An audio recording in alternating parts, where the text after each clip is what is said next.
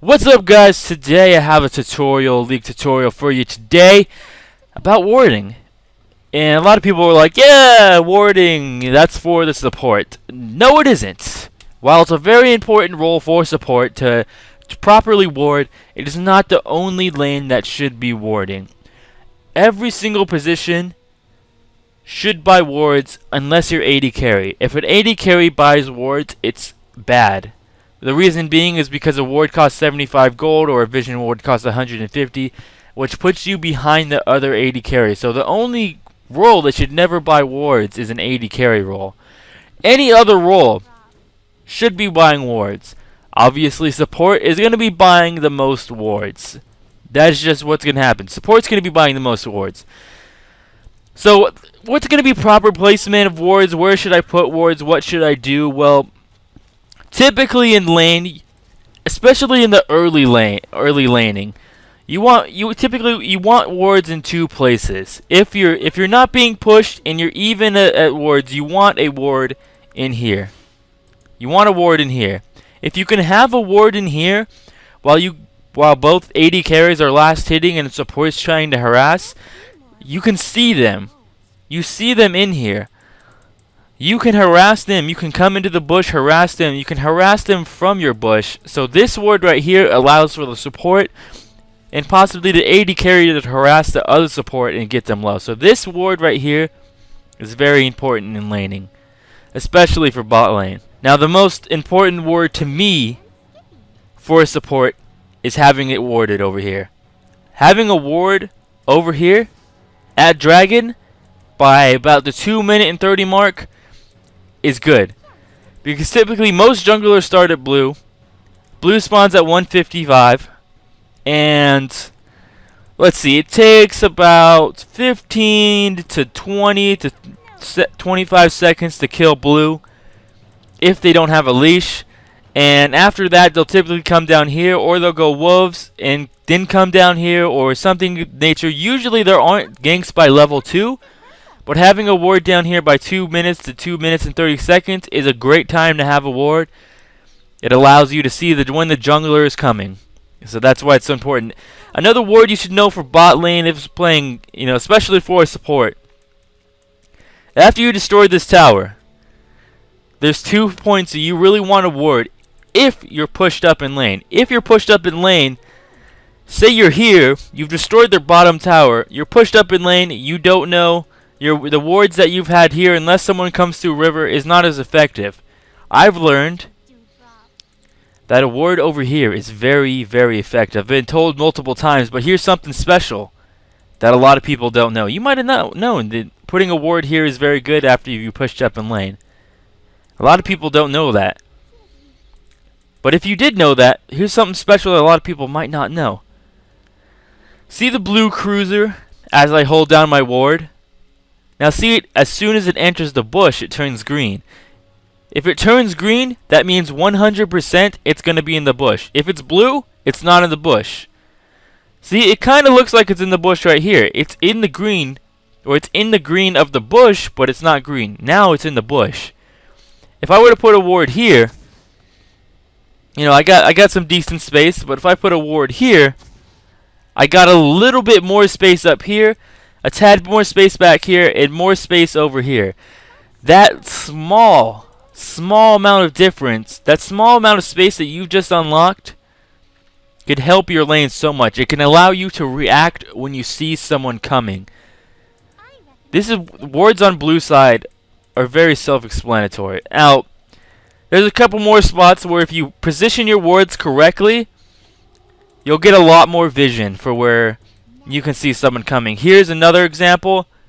It looks like it's in the bush right here when you have your cruise over it. But it's not, and it's not in the bush over here either. But now it's in the bush. Put a bush there, and I have all this vision. Now if I put it here, I might have only got, I probably wouldn't have got much of this.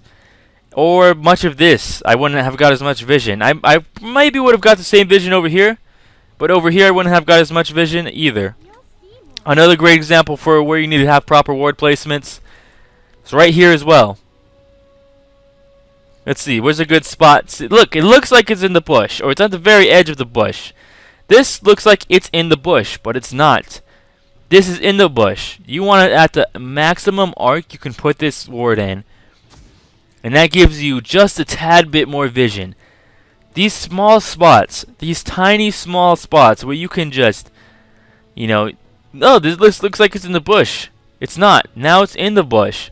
You want to get the maximum ward potential. That ward doesn't look like it's in the bush, but it is in the bush. That's the difference.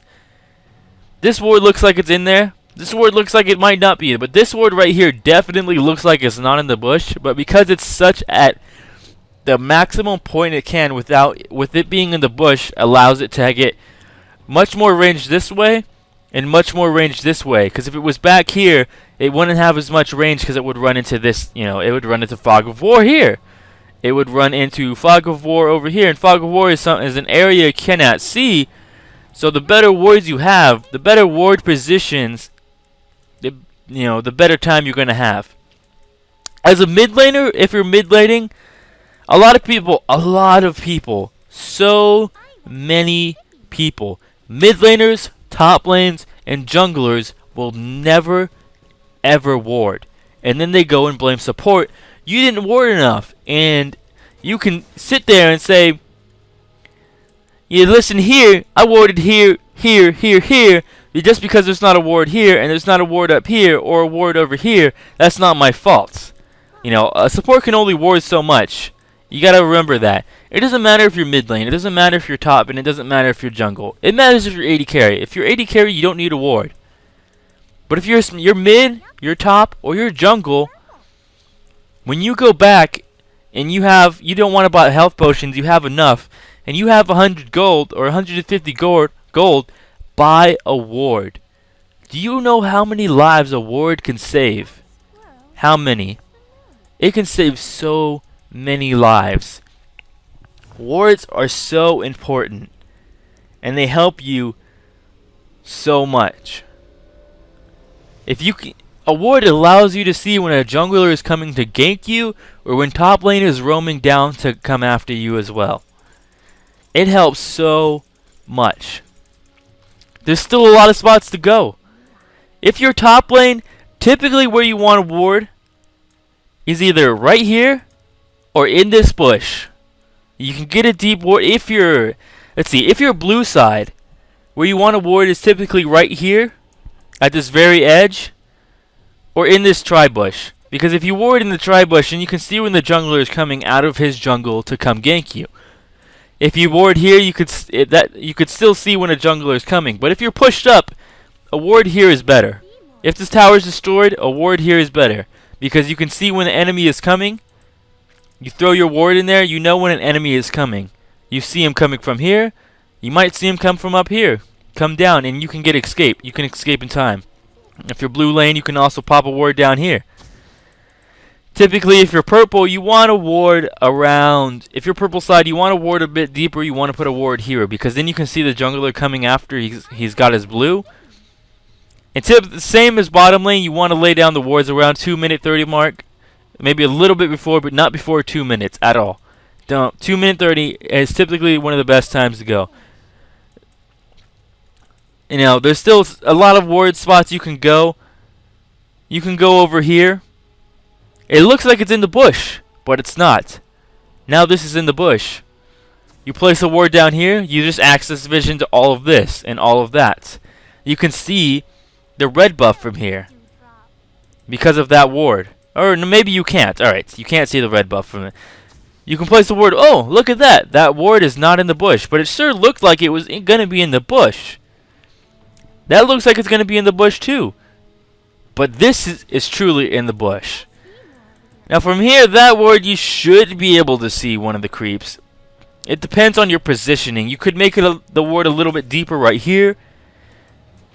But it truly depends on where you want the ward. I would say right here is better. Right here is good as well. You can also ward here, which I believe would also allow you to see the well, not the dragon. Would also allow you to see the red buff. Another great example. You get right here. You unlock all of this area, all of this vision, and you unlock all of this vision and that. Here's a special trick a lot of people don't know. Say you're going after Baron. You're fighting Baron. Baron's not here, but we're just gonna pretend Baron's here. You're fighting Baron. You don't know where you want to place your wards. You could place a ward up here, but it doesn't get you very far, and people can see that ward when it goes down. Or what you can do is you can get really close to this wall. Now this is a tricky ward. It's not the easiest ward to do, and you can place it here, but sometimes it doesn't work. This is one of the trickier wards. Boom! Got the ward inside the bush. I placed the ward here, but the closest thing to that is the bush. Now let's see if I can if I actually push it here, the ward will show up over there. If I push it over here, the ward will show up there. So you have to be very precise. Luckily, got it the first time. That's how you got to do it. Now there's some better wards you want to place on purple side. On purple side support, typically you want to have a ward here, because that allows you to see the jungler come in at any point. Unless the jungler comes up from here, you also want to ward dragon. Warding dragon is very important, so you know if your other team is doing dragon, you can come and intercept them, possibly steal the dragon, and even get a kill off of it, and put you severely ahead of everyone else. Now having dragon warded is having Baron warded by 20 minutes to 25 minutes is around a good time to have it warded. If you could see, especially early levels. I've mentioned this before. Early levels, how many times have your team decided to go do Baron? You start doing Baron. The team already respawned, is running back to intercept you doing Baron because they have a ward here. But at early levels, you're not going to be able to take Baron's damage like you should, like you do at later levels. You're going to be taking a lot of damage, and Baron has a debuff that increases magical damage done to you. This team's going to run over here. Maybe your team has one or two. Maybe a team has a Katarina. Katarina's going to come in and do like 50% more damage to you based off how many debuffs you have on you. So having this ward here, and you not doing the smart move and not engaging dragon at low levels because you know your team cannot handle it, you can be over here. Your support put down a ward because they wanted to know if someone went over to Baron. You notice the whole team goes over to Baron. They're getting beat up pretty bad because it's low levels. This is where your team can come in, clean up, get a triple, double, maybe even ace them. And it puts you in a severe advantage, and then at that point, when their entire team is aced, they've done damage to Baron, and Baron is still going. That's the point when you can attack Baron and get Baron for yourself. That is, if you have enough HP though. If you don't have enough HP, don't fight Baron. You're gonna die.